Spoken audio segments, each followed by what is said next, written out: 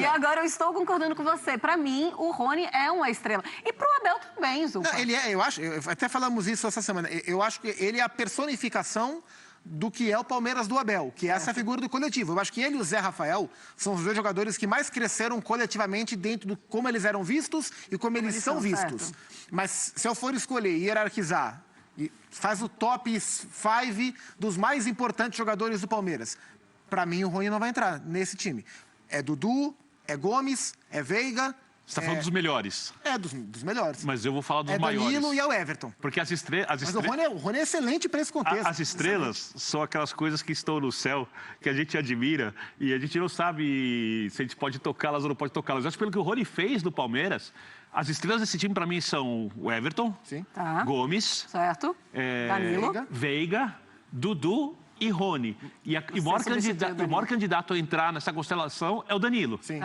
Tá? Então, eu, para mim, coloco esses todos como estrelas, mas concordo com o Zupac quando você olha tecnicamente, o jogo refinado, o que cada um pode fazer, o Rony A verdade é que é capaz. muito difícil a gente falar desse time do Palmeiras e não pensar na equipe inteira como... Isso. Não importa quem... O Palmeiras do Abel não importa quem é o cara. Porque quando a gente fala do Marcos Rocha, aí a gente fala do Zé Rafael. Que temporada tá fazendo o Zé Rafael? Sim. A gente vai colocando, aí a gente lembra do Verón, aí a gente vai lembrando de quem vai entrando, Marcela, substituindo e fazendo grandes jogos. Tem feito várias funções.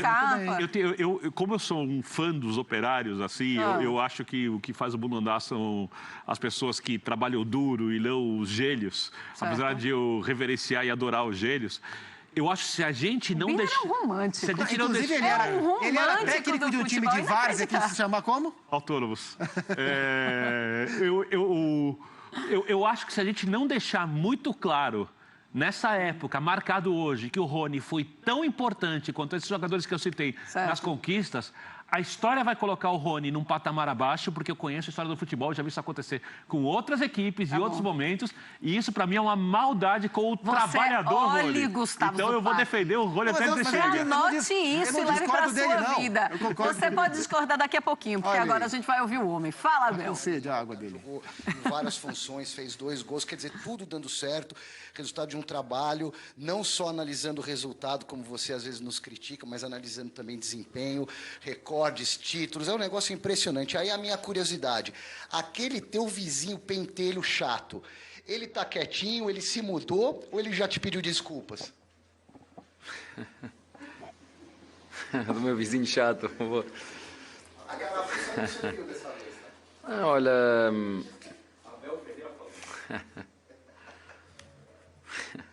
Vocês são danados. Eu já vos disse que eu ando no futebol há muitos anos. E o futebol ele é igual em todo lado, só muda o número. Só que aqui são 200 milhões. Você vai a Portugal, são 10 milhões. Porque a essência é igual. E quando eu faço críticas, não são críticas, são opiniões. Eu falo é a minha opinião só. Não sei se está certo ou está errado, é só a minha opinião. E como te disse, isto é fruto do tempo, do nosso trabalho, é fruto da qualidade dos nossos jogadores, é fruto de uma estrutura sólida que sabe aquilo que quer e que faz. Mas hoje, e quero referir isso, porque o futebol não é matemática e nós vamos perder. Quero que as pessoas fiquem em casa todas tranquilas, porque vamos perder. Isto não há equipa que ganhe sempre. E acho que hoje o momento do jogo foi quando sofremos o golo. O momento do jogo, para mim, foi quando sofremos o golo, porque até aí estávamos a deixar o jogo rolar, estávamos a dar muito espaço ao nosso adversário para jogar, que é uma equipa, o Atlético Goianense é uma equipa que joga bem, tem jogadores experientes e que joga muito bem, mas é uma equipa que se abre toda, não é? E para mim, por isso é que eu, quando olho gosto de ver futebol, eu gosto de ver uma equipa que saiba atacar e que saiba defender, não é? Mas portanto acho que nós no primeiro tempo até aos 29 minutos mais ou 20 e qualquer coisa, até sofremos o golo, demos muito tempo, espaço ao adversário que joga bem. Eu acho que depois de sofrermos o golo, e um detalhe, e eu já pedi isso aos nossos torcedores, à família palmeirense, eu queria agradecer, porque depois de sofrermos o golo, isso é uma palavra-chave nos nossos ouvidos, quando começaram a gritar o Palmeiras é o time da virada e o Palmeiras é o time do amor. Epá, isso ajuda-nos e de que maneira, quero agradecer. Eu acho que é a primeira vez que faço isto. Eu gostava de partilhar esta vitória, dedicar esta vitória de forma especial aos nossos torcedores. Acho que é a primeira vez que faço isto, desde que estou em Portugal. Desculpem, desde que estou no Brasil, estão a ver, eu sinto-me tão bem aqui que é como se estivesse em casa. Mas a verdade é que eles tiveram um papel importantíssimo nesta virada e depois a qualidade dos nossos jogadores, a crença, a vontade, a força, o saber lidar com os momentos do jogo, é tudo isso. No último jogo perguntaram qual eram os nossos limites. Eu não sei. Eu disse, eu não sei. Não sei quais são os limites desses jogadores. Não sei qual é a vontade e o desejo deles. O que eu sei e o que eu sinto é um amor por jogar futebol e uma paixão muito grande por competir. Isso é o que eu sinto. Abel, boa noite. Eu queria que falasse de um jogador, claro, coletivo, mas que ele parece que te dá uma outra função, outra visão de jogo, que é o Gabriel Veron, né? O Palmeiras não fica só muito dependente da parte direita. Hoje ele fez uma bela partida com assistências. Ele completo me parece um jogador que vai te ajudar bastante nessa caminhada. Queria que você falasse dessa volta dele, essa importância para o time. E se você já tinha vivido isso na sua vida, em algum time seu, 4 gols em 7 minutos? Não, 4 em 7 minutos não, mas foi bonito a atmosfera, o ambiente, o momento, foi espetacular. Eu próprio no banco, que costuma até ser controlado, não sei se foi o segundo ou terceiro, festejei como se fosse um dos torcedores, porque às vezes gosto de estar ali calmo e focado quando é esse momento para manter o foco. E portanto foram 7 minutos incríveis, não é? Foram 7 minutos a Palmeiras, não é? A verdade é que o Verón, juntamente com a equipa, porque o Verón é um jogador que é um jogador talentoso, tem muito futebol dentro dele, ainda é um moleque que tem que aprender que o futebol é coisa séria, um moleque que tem que aprender que é difícil dizer, pá, não ligas aos TikToks, não vejas isto, é difícil porque faz parte desta nova geração, não é? Desta nova geração, toda a gente está com o telefone, eu tento dizer-lhes, sejam mais sérios, sejam mais focados, dediquem-se mais ao treino e ao que vocês vão tirar resultados disso. E é normal, com o tempo for passando, a maturidade dele vai também sendo maior, a maturidade competitiva, a maturidade como homem, e portanto está a crescer juntamente com a equipa. Não digo que é uma peça importante dentro de um conjunto de 24, mais o auxílio dos jogadores, dos moleques da base que têm estado sempre connosco e nos têm ajudado também muito. Abel, o grande Tostão, não sei se você viu, tricampeão do mundo, escreveu numa coluna essa semana comparando você com o Bernardinho, que é técnico do vôlei, campeão no vôlei, a sua obsessão por vitória, dizendo que para vocês que parece que a vitória é mais do que um prazer, é um comprometimento. Queria saber se na sua avaliação realmente tem sentido. Você já falou aí que se sente tão bem no Brasil, esses seus números, a sua campanha coloca você aí como possível treinador da seleção brasileira. Você se acha preparado? Você aceitaria? Como é que você vê essa análise? Eu sou treinador da seleção do Palmeiras. Já vos disse o que é que eu penso em relação a isso. Portanto, eu já falei muito diretamente em relação a essa questão. Portanto, e o que eu disse há um mês é o que eu mantenho agora. Eu falei num programa televisivo e mantenho a minha convicção. Ele é Bernardino, não é Bernardinho. Foi o que você disse, nu ou nhu? Nhu. Mas é nhu ou nu? Nhu. É nhu, então peço desculpa. Conheço muito bem. Já li uma vez já vi várias palestras dele. Sei muito bem o que é que ele fez na altura que o criticaram quando ele fez ali uma reforma na seleção, em que tirou alguns jogadores pesados e que foi buscar jogadores com vontade de querer fazer carreira e fez Isso é uma parte, um segredo do treinador acaba por ser essa, é a gestão do elenco, gestão dos recursos que tem à sua frente e construir um espírito de grupo, onde ninguém está acima dos interesses da equipa. Nem o treinador, ninguém. Eu acho que no Palmeiras só há 2 pessoas insubstituíveis, que é o Porco e o Periquito. São as únicas 2 pessoas que são insubstituíveis. E os nossos torcedores, claro. Mas estes são, o resto, troca, vem outra. Portanto, este é o espírito que o treinador procura criar. E eu gosto muito desse treinador. Tenho visto algumas palestras dele, porque de facto espelha muito bem naquilo que ele acredita. Porque quando se joga em equipa, quando dependemos todos uns dos outros, e foi essa a primeira... Essa é a minha forma de ser, eu não consigo viver, não sei viver com o eu. E é um dos grandes treinadores ainda continua a ser da história do desporto brasileiro. E, portanto, era isso. A outra pergunta, vocês já sabem qual é a minha resposta. Boa noite, Abel. Aqui, desse lado aqui. Rodrigo Fragoso, TNT Esportes. Abel, você já falou bastante sobre o confronto. Eu queria aproveitar essa oportunidade para entender um pouco do lado humano, que como você fala muito da cabeça fria e coração quente, se a cabeça não funciona, naturalmente tudo ao redor começa a desmoronar. Você disse recentemente em uma entrevista coletiva que não consegue curtir e desfrutar muitas vezes das vitórias. E você disse isso de forma pública. Eu quero saber, as pessoas próximas a você, seus familiares, até os seus jogadores, chegaram a conversar com você sobre isso? Assim, por quê? Porque eu sofro muito com as derrotas. Eu sofro muito. Eu acredito que é sempre possível ganhar, mas começo a perceber, porque nem os melhores ganham sempre, que não dá para ganhar sempre, faz parte, não é? Mas tu tens sempre, acredito que o que é que eu fiz mal, o que é que eu fiz mal, o que é que eu fiz mal, eu ando sempre à procura do que é que eu fiz mal, o que é que eu podia ter feito melhor. Mas vocês hoje viram o terceiro golo, eu a desfrutar, eu estava no jogo, eu disse como é que o futebol é mágico, aqueles 7 minutos, disse pá, que eu não posso sair daqui, isto é, um ambiente é fantástico, sentes-te bem aqui, sentes-te bem em casa, os nossos torcedores bem desfrutam, ajudam-nos, porque hoje foram importantes, digo-vos isto, eu não costumo muito dizer isto, mas hoje eles deram-nos aquele empurrão, era muito fácil após sofrer o golo começarem a assobiar, e se o fizessem é difícil, é duro, mas quando começam a cantar essa música tu começas a perceber o lado humano, o lado das emoções, e isso para nós é quase como nos lembrarmos, é possível dar a volta, é possível continuar a lutar. E eu quando digo não desfruto, eu quero te dizer que não desfruto da mesma dimensão como sofro quando perco. Não é? Ganho, é normal. E perco e sofro, entendes? Que eu não fico eufórico.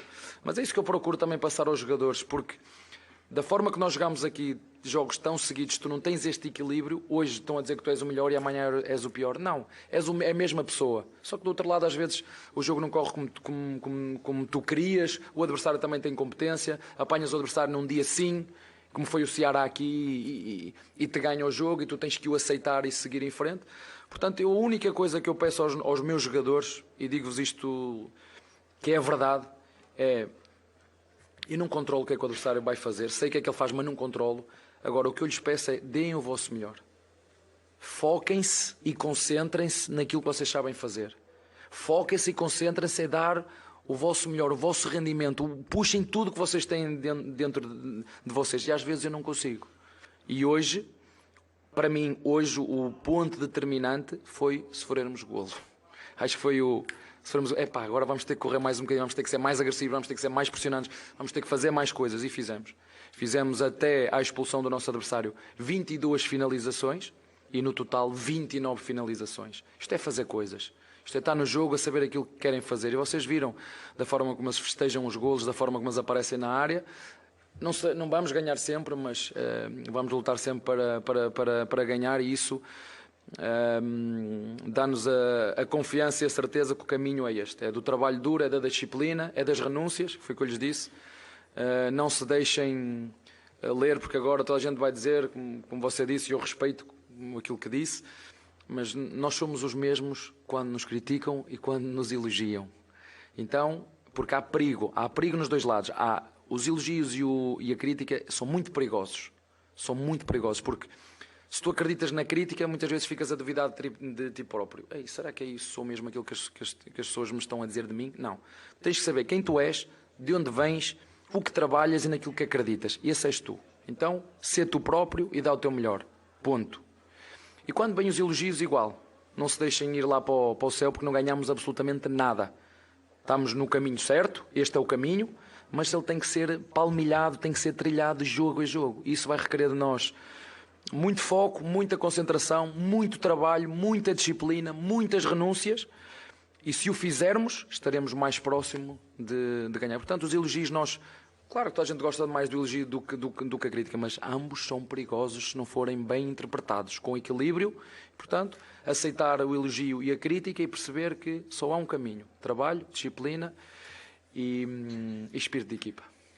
Abel, boa noite. Eu queria falar sobre 2 dos 4 gols do Palmeiras que tiveram uma construção com algumas semelhanças, que foram o primeiro e o terceiro. O Palmeiras constrói a jogada de trás, a bola chega no Veron na esquerda, o Veron faz um passe para trás e tem um dos médios, primeiro o Scarpa e depois o Zé Rafael, que chegam de trás para fazer o gol. Eu imagino que para um ponta, para um atacante rápido como é o Veron, por exemplo, seja muito tentador pegar essa bola na ponta e partir para cima para ele concluir a jogada.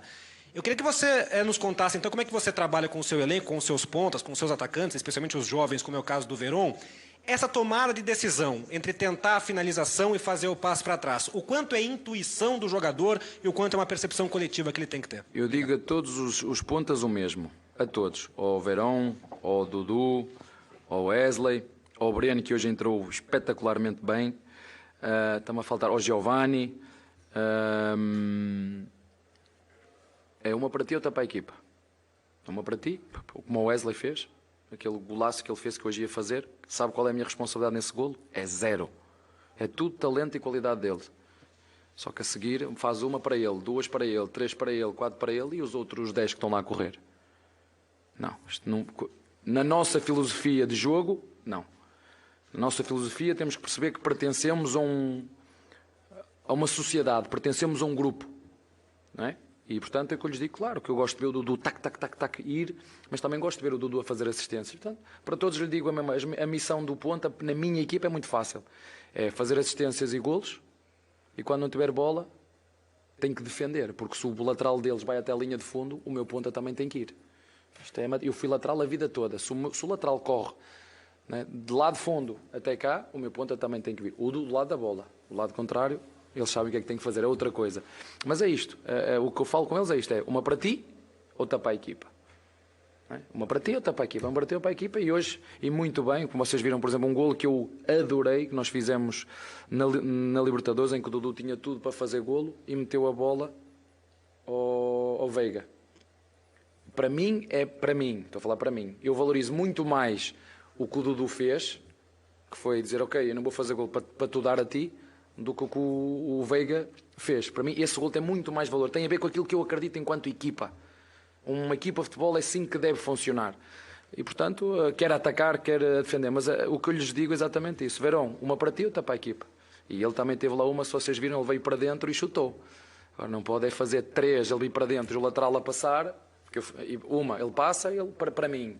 Para mim. Não é para mim. É para mim e para nós. Para mim e para nós. Para mim e para nós. Se for assim, estamos bem. Abel, boa noite, parabéns, Bruno Massa da Web Rádio Verdão, obrigado. Mais uma vitória. Eu queria que você explicasse a escolha pelos 3 zagueiros de origem. Desde que você chegou aqui, há bastante tempo você joga com a linha de saída de 3, mas curiosamente foram só 2 vezes que você utilizou já zagueiros de origem. Com a saída do Marcos Rocha, muita gente imaginava que o Garcia hoje jogaria. Queria que você falasse sobre isso e se isso já é uma preparação pensando nos confrontos contra o São Paulo também. Não, vamos ver como é que o Rocha se vai recuperar ou o próprio Mike, mas é uma boa pergunta e eu como treinador penso em tudo, mas eu faço aquilo que é o melhor para a equipa, não o que é melhor para quem está fora e critica. Eu se ganhar o jogo, espetacular, 3 zagueiros, ninguém notou, fizemos 4 golos, até fez 2 o Gomes, espetacular treinador, este gajo é da Europa, é tudo ver. Perdemos o jogo, digo-vos que é que ia sair. Professor Pardal, tem mania que inventa, não sei o quê, meteu o Gomes, tinha o Mike, tinha o Garcia, tinha... Não, eu quando faço a equipa é o que é o melhor para a equipa, o que é o melhor para o time. E a partir daí eu tomo as minhas decisões, aconteça o que acontecer depois. Não é depois, se eu sabia... o treinador não consegue vir atrás. A diferença de um treinador para um comentador ou para um analista é o treinador tem que acreditar no que está a escolher antes de acontecer. Um comentador vai no final dizer, pois é, mas aconteceu isto, e está certo. Não estou a dizer que está, é a vossa função. A única coisa que eu não gosto é ser comentador-torcedor. Quando é comentador e veste a camisola para falar do adversário, aí eu digo, então é mau, está a prestar um mau serviço, porque deve ser isento, na minha opinião. Mas é só a minha opinião, não estou a criticar, é a minha opinião. Mas em relação a isso, foi uma decisão, íamos ganhar porque nós fazemos saída de 3, pode ser com o lateral ou com esse zagueiro, íamos ganhar a altura, e correu bem nas bolas paradas, não sabia que ele ia fazer 2 golos, porque Porventura, como o Gomes tinha chegado da seleção, o Gomes ia começar no banco. E porque a zaga tinha estado bem. O Rocha, por exemplo, se o Rocha não tivesse lesionado, ia jogar o Rocha, e porventura o Gomes tinha começado fora e depois entraria ao longo do jogo. Mas correu bem 7 minutos mágicos, né? E agora o treinador é o melhor do mundo. Mas não é assim. Eu tenho esse equilíbrio de entender se as coisas não corressem bem, porque podiam não correr, de também reconhecer que a capacidade ofensiva de um lateral a construir a 3 dali é diferente se for um zagueiro a construir por ali. Mas depois dá-nos outras coisas, bola parada, muito mais agressivos, enfim. O jogo é muito mais do que atacar, e acho que o Atlético Goianiense ataca muito bem, só que deixa tudo aberto, não pode ser. Abel. Isso é maravilhoso. O Abel é maravilhoso. A entrevista, ele estava sendo muito sincero, é verdade, eles atacam muito bem, mas deixa tudo aberto, aí dá uma oportunidade, né? Mas tem uma coisa muito interessante, o Abel dá boas entrevistas, ele presta muita atenção nas entrevistas dele, que é algo que também mostra o respeito dele com os jornalistas, com as pessoas que ali estão, né? Ele está ali anotando absolutamente tudo. E ele fala sobre, primeiro, agora, nessa última pergunta, ele fala, olha, eu não sou o melhor treinador do mundo, mas hoje está assim, entre os melhores ou o melhor do Brasil, sem dúvida nenhuma. Mas ele fala também, olha, é jogo a jogo, a gente não ganhou nada, porque a verdade é essa. Mas eles estão no caminho bem certinho, Zupa. Então, porque assim, quando a gente olha para o que o Abel já conquistou, e o Abel já tem 5 títulos pelo Palmeiras, né? Foi Libertadores, Copa do Brasil, aí depois Libertadores, Recopa, Campeonato Paulista, nessa ordem. E o Palmeiras ganhou boa parte desses títulos com o futebol que a gente questionava como o Palmeiras sairia contra times melhores, se esse time não poderia jogar mais. Tinha gente que questionava a estratégia, que não vê beleza num time que se defende bem, que acha que um time que é bom, ele só vai ser bom se ele atacar o tempo inteiro, enfim. As pessoas têm diferentes maneiras de ver o futebol, isso tem que ser respeitado. Mas o Palmeiras ganhou o que ganhou com o Abel, não jogando em momento algum o melhor futebol do país. Momento algum, o melhor. Talvez o Paulista de agora, que foi já 2022, mas da Libertadores de 21 para trás, o Palmeiras não tinha, em momento algum, o melhor futebol do país. E ainda assim foi mais competitivo que os outros o tempo inteiro, se defendeu melhor que os outros o tempo inteiro, estrategicamente, quando precisou, foi melhor que os melhores e venceu. Ganhou não sendo melhor do que os outros, né? Não jogando melhor o tempo inteiro. Agora que está jogando muito mais do que os outros, agora que o trabalho está desenvolvendo, agora que a impressão que dá é que o Abel agora vê o que ele pensa de futebol refletido no time do Palmeiras, com o tempo desenvolvido. A gente imagina que esse time tenha muito mais condições de vencer agora do que tinha antes, porque o Palmeiras não é menos competitivo do que era antes. Ele continua sendo e joga indiscutivelmente mais futebol. Tem indiscutivelmente mais repertório de jogo. Ataca muito bem, sem deixar de se defender muito bem, né? Ele falou, o Atlético Goianiense ataca muito bem, mas deixa tudo aberto lá atrás. O Palmeiras continua muito bem defensivamente e ele é líder, melhor ataque, quem mais finaliza no Campeonato Brasileiro. Então, é uma maturidade de trabalho que ninguém tem. E ninguém vai ter, porque no Brasil não se permite que times grandes tenham. É mais fácil times com pouca pressão, como o Red Bull Bragantino, tem um trabalho longevo. Mas ninguém mais tem no Brasil. Então, a vantagem do Palmeiras é muito grande. Se vai conseguir manter essa toada até os momentos agudos dos campeonatos todos, é o que a gente vai ver. E não adianta fazer previsão, porque o nosso papel não é fazer previsão. Mas hoje, a vantagem estabelecida, ela é muito grande, independentemente da janela, de quem vem para o Flamengo, de quem vem para o Atlético. Porque, como disse o Abel, no Palmeiras ninguém é insubstituível. É só o periquito e o porco que ele falou. E é o que você falou. Não tem Dudu ou tem Dudu, o impacto é tal. O Veiga não joga, vai o Scarpa com o Verón, o time segue. O Gomes ficou fora em seleção, entrou Luan Murilo, o time segue. Danilo ficou fora, o time segue. E essa é uma virtude. Essa é a digital desse Palmeiras do Abel. Ô, Birner, você acha que tem uma mudança muito grande de como as pessoas enxergam o Abel na partida pela Libertadores do ano passado contra o Atlético?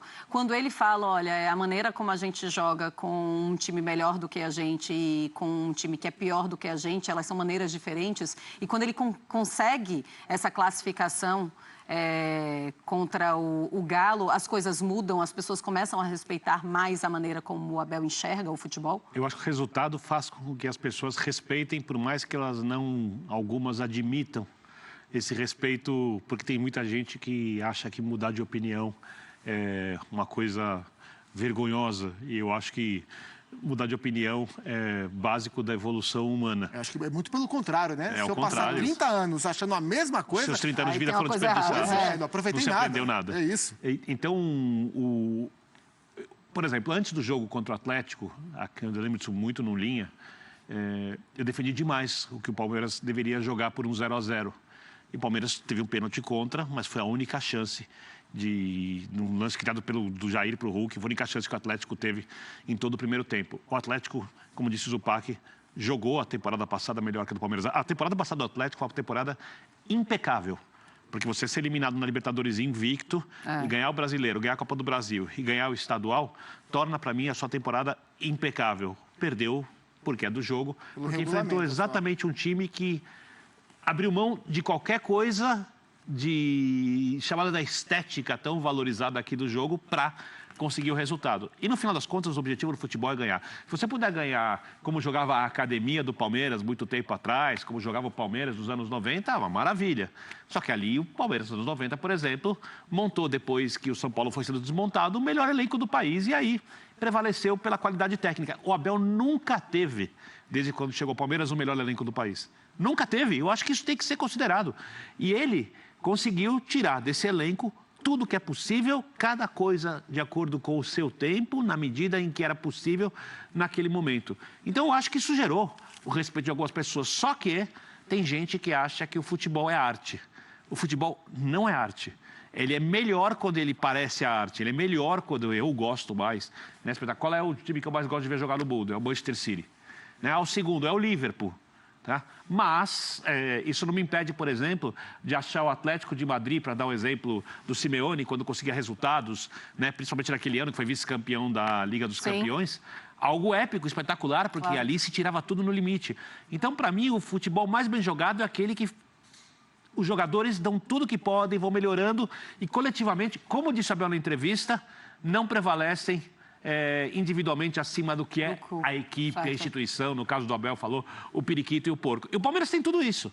Tem tudo isso porque tem o Abel. Porque eu duvido que se dependesse apenas de gestão de diretoria, isso aconteceria. O mérito da diretoria é ter dado respaldo e entendido o Abel quando muita gente pedia para o Abel sair. Você pega depois da eliminação contra o CRB na Copa do Brasil, eu lembro dos números, 32 finalizações a uma contra a equipe alagoana, teve carta pedindo cabeça de jogador que já decidiu o campeonato depois, teve gente pedindo a troca do Abel, falando que não havia comprometimento e a diretoria do Palmeiras foi lá e bancou. Então ela tem muito mérito nisso, na maneira como as coisas são conduzidas dentro do CT, só que o cérebro de tudo, quando a gente fala do manager que o Luxemburgo tanto citava aqui, o Palmeiras é o único que tem no Brasil nesse momento. Sim. É o único que tem. E talvez o Fortaleza, que está numa situação muito difícil. Olha, Fãs de Esportes, tem novidades no Palmeiras também. O Palmeiras acabou de colocar nas redes sociais, tá? Tem com green de verde. Gringo chegando, José Manuel Lopes é o novo atacante do maior campeão. José Manuel Lopes é o novo atacante do maior campeão do Brasil. Bem-vindo é o Flaco. Tá aí, ó. Então, o Palmeiras já confirmando o José Manuel Lopes, um novo jogador para o restante da temporada até 2027, tá, Fãs de Esportes? Uma boa? Uma boa dentro do perfil que o Palmeiras busca, né? O Palmeiras busca jogadores jovens, a presidente Leila já falou. O Palmeiras vai ao mercado para fazer investimento em jogadores que possam dar retorno técnico, né? Retorno esportivo e retorno financeiro também. O Palmeiras não quer jogador em fim de carreira só pelo nome que tem. E o El Flaco Lopes é um centroavante canhoto, centroavante de presença diária. O Palmeiras contratou o Merentiel, né? O uruguaio Merentiel e o Lopes, os dois só vão poder jogar depois do meio de julho, mas são jogadores que tentam suprir a carência que o Rafael Navarro até agora não conseguiu suprir e tá tudo bem, acho que está dentro da expectativa do Rafael Navarro no Palmeiras. 21 anos tem o José Manuel Lopes. Se fala em 10 milhões de dólares por 70% dos direitos econômicos, aí com alguns gatilhos, algumas metas. E aí gera curiosidade, porque o Lopes é bom jogador, o Lopes é um jovem, mas é um centroavante de presença. Que se de fato ele ou o Merentiel, um dos dois, ganharem o espaço que se espera, fica a dúvida de como será o time ideal do Abel. Alguém vai ter que sair. Vai ser o Rony? Vai ser o Scarpa? Um dos dois vai sair. Não existe nenhum outro candidato. E os dois vêm muito bem, né? Então, e o Abel quer um centroavante. Ou ele vai mesmo ter os dois centroavantes, mas vai abrir mão de tê-los como titular porque tem o time encaixado. São alternativas, são variáveis bem interessantes. Eu fiz aqui, só pra gente mudar de assunto, uma rápida lista dos reforços que o Abel... Eu acho que eu não esqueci de nenhum. Dos reforços que o Abel ganhou desde que ele chegou ao Palmeiras. Vê se é uma lista que anima muita gente ou se... Fala. Vinha, Piquerez, Alain Pereur, o Vinha já estava antes, perdão. Piquerez, Alain Pereur, Jailson, Rafael Navarro, Breno Lopes, Atuesta, Lomba, Murilo, agora Merentiel e Juan Manuel Lopes. Não são nomes animadores que transformariam qualquer time em favorito a tudo. É porque o técnico soube melhorar o contexto de maneira indiscutível. Zona mista do Allianz Parque, a gente vai ouvir agora o Gustavo Gomes, que está falando por lá. É legal, né? A gente fica feliz. Eu acho que isso não ia conseguir se não era por o trabalho de meus companheiros, da comissão, do Palmeiras, que dá tudo para o atleta desempenhar, dar seu melhor em cada jogo. Eu fico feliz, muito grato com o Palmeiras também. E o mais importante foi a vitória, né? E jogo a jogo, melhorar dia a dia. E fico muito feliz por ajudar o Palmeiras também, né, hoje e feliz também por a vitória. Nesse tema, o zagueiro artilheiro, o maior, é o Luiz Pereira, que tem 36 gols, você tem 22, é o terceiro, dá para pegar ele? Não, tá longe, mas a gente, como eu falei, cada dia trabalha para melhorar, para ajudar nosso time, a Palmeiras, a conseguir sempre a vitória, né? Você jogou em todas as posições hoje, né? Lateral, zagueiro, articulou jogadas, fez gol. É o tipo de jogo que você gosta desse desafio. O Abel também, ele promove que os jogadores atuem mais de uma posição. E ele está fazendo isso com você e eu queria saber o quanto você sente à vontade. O jogo de hoje demonstra isso também. Sim, como eu falei, a gente está para ajudar o Palmeiras sempre, onde precisa, né? Hoje cumpriu uma função de lateral, né? Mas na saída de bola nós sempre fazemos, né? Saída de A3, eu um pouco mais na direita, um pouco mais de zagueiro, mas na marcação ficava de lateral. Mas a gente trabalha dia a dia, né? Para tratar de melhorar e também cumprir bem essa função.